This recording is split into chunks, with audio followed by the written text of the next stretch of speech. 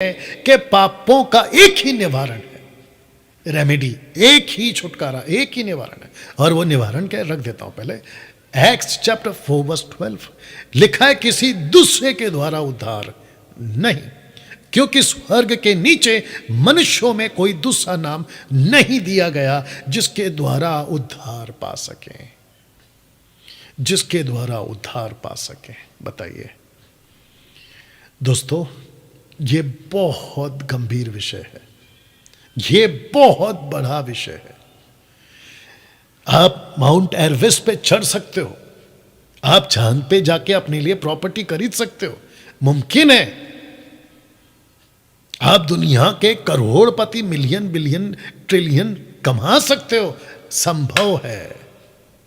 आप दुनिया की कोई भी चीज में आप सक्सेस, कामयाबी पा सकते हो, लेकिन खुद के पापों से छुटकारा मनुष्य कभी नहीं पा सकता, मनुष्य कभी नहीं पा सकता।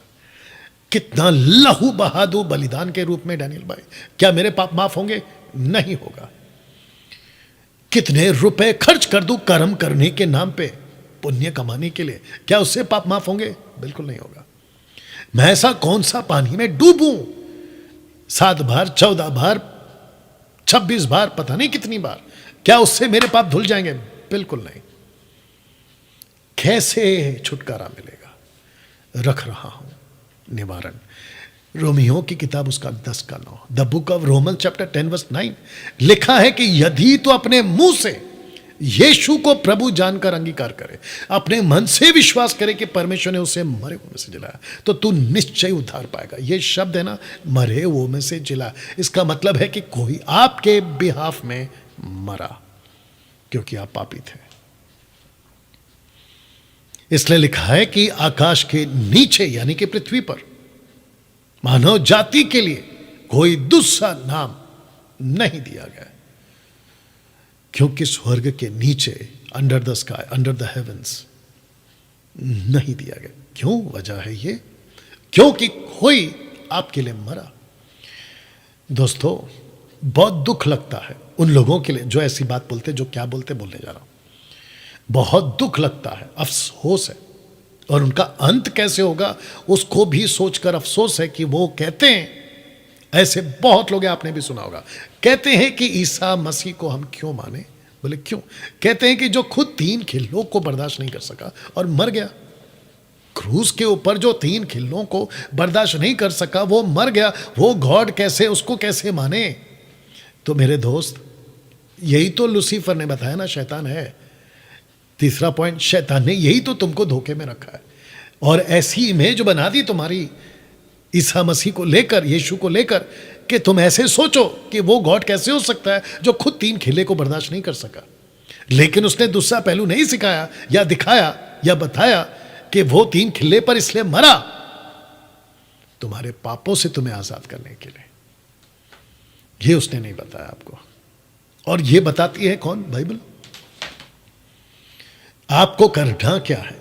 डैनियल भाई, अगर मान लेते हैं कि मैं पापी हूं और मुझे इस पाप से आजादी चाहिए, और आपने कहा कि पापों से छुटकारा का निवारण एक ही है, रेमेडी एक ही है, और वो है यीशु मसीह। क्यों? क्योंकि वो मरे क्रूस के ऊपर, यही वजह है।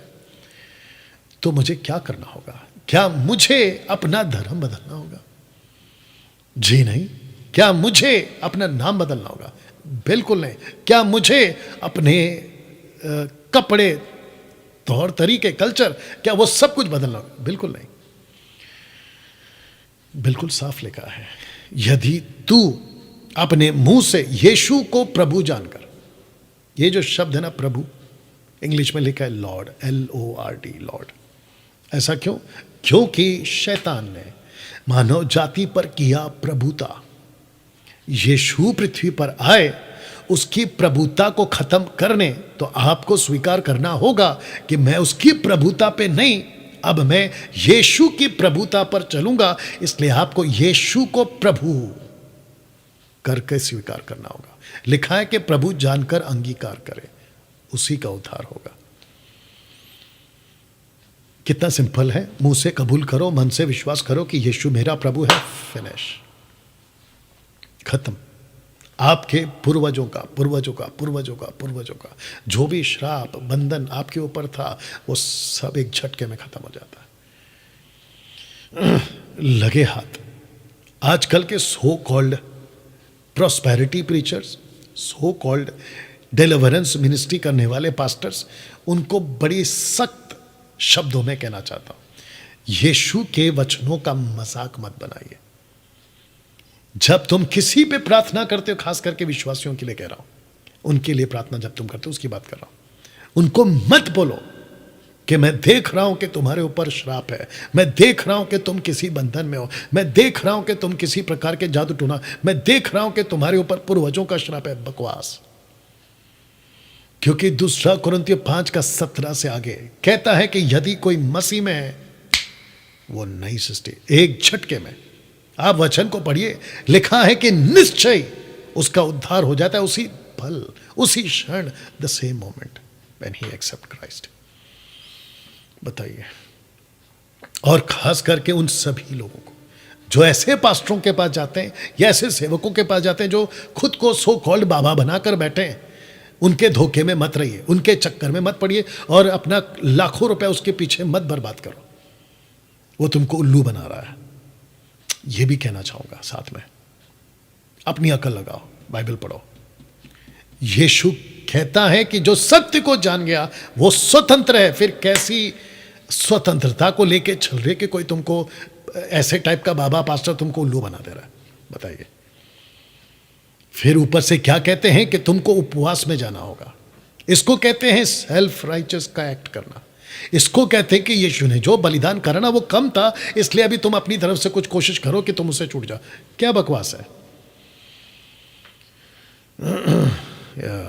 ऐसे बहुत लोगों ने अपनी अपनी दुकान खोल के रखी है। उनसे बाल्टियों में उल्टियां करवाते हैं और जब उल्टी होती है तो कहते हैं कि देखो तुम्हारा बंधन निकल गया। कहां से लाते हो ये बकवास की टीचिंग? हम सब के लिए ये वचन काफी है, ये बाइबल काफी है जो कि कहती है कि तुम आजाद हो गए। फिनिश। उसके बाद आपका जो मसीह जीवन है ना, यीशु के साथ का जीवन, उसको वैसे जीना है जैसे यीशु कहता है। फिर खेल खत्म। जब तक तुम उसके दायरे में हो तब तक तुम सुरक्षित हो। अगर तुम खुद ही दायरा छोड़ के बाहर जाओगे तो ऐसे बाबा पास्टर टाइप के लोग अगर प्रार्थना भी कर ले तो भी तुम्हारा कुछ नहीं होगा। लगे हाथ और एक बोल देता हूं, और मैं जानता हूं कि इस वक्त में काफी लोग मुझे तो सुन रहे हैं, आप देख रहे हैं। किसी पास्टर से प्रार्थना मत करवाइए। जिस दिन आपका उद्धार हो जाता है उस दिन आपको सिर्फ और सिर्फ यीशु से प्रार्थना करना है। किसी से प्रार्थना मत करवाइए। मैं आपको सीधे साफ लाइन में बोल रहा हूं। ऐसा एक भी स्क्रिप्चर आपको नहीं मिलेगा कि जहां किसी ने विश्वासी बनने के बाद किसी सेवक को कहा हो कि मेरे लिए प्रार्थना कर दो, मेरी आज तबीयत ठीक नहीं है, मेरा ये प्रॉब्लम है, मेरा वो प्रॉब्लम। आपको नहीं मिलेगा। डंके की चोट पे बोल रहा हूं। जिस किसी ने भी प्रार्थना करवाई है ना, या तो सेविकाई के लिए करवाई है, उन्होंने अगर उपवास और प्रार्थना भी किया ना तो मिशन काम के लिए किया, मिशनरी काम के लिए। वो चाहे पौलुस की बातें हो कुलुस्सियों की किताब 4 अध्याय वचन 3 में कि मेरे लिए प्रार्थना करो कि परमेश्वर द्वार खोल दे। अगर पतरस ने खड़े होकर एक्ट चैप्टर 4 में अगर प्रार्थना करिए 25, 26, 27 वचन में, तो कहता है कि प्रार्थना करता हूं कि हमको वो ताकत दे कि हम बड़े ताकत से तेरा वचन सुनाए।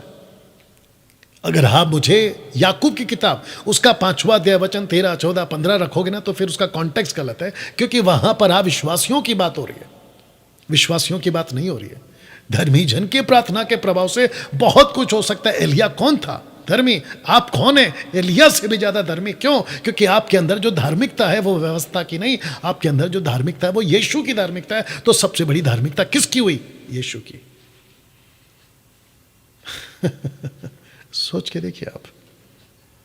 अच्छा, जब ये मोटिवेशनल और पावर मिनिस्ट्री टाइप के लोग जब प्रीचिंग करते हैं ना, तो ये आपको क्या कहते हैं कि तुम अलौकिक हो, तुम सामर्थ्य हो, तुम परमेश्वर की रचना हो, पता नहीं क्या क्या बोलते हैं। कहते हैं कि तुम्हारे अंदर परमेश्वर बसता है, तुम परमेश्वर के बेटा बेटी हो। तो जब तुम इतना कुछ हो तो उनके पीछे क्यों भागते हो? जिसने तुमको सब कुछ बनाया उसके पीछे क्यों नहीं भागते? बताइए। दिमाग लगाओ, दिमाग लगाओ, अकल लगाओ। तो दोस्तों, मेरे जितने भी हिंदू, मुस्लिम, बौद्धिस्ट, आदिवासी, दुनिया के जितने भी लोग आप इस वीडियो को देख रहे हैं, मैं बीच बीच में उनके पास इसलिए जाता हूं क्योंकि गड़बड़ वहां पर भी है। तो जितने अभी देख रहे हैं, इस कॉन्सेप्ट को समझ रहे हैं, मुक्ति, मोक्ष, सैल्वेशन, उद्धार सिर्फ और सिर्फ एक ही जरिया है, और वो जरिया है कि यीशु को प्रभु जानकर स्वीकार कर लो। खत्म।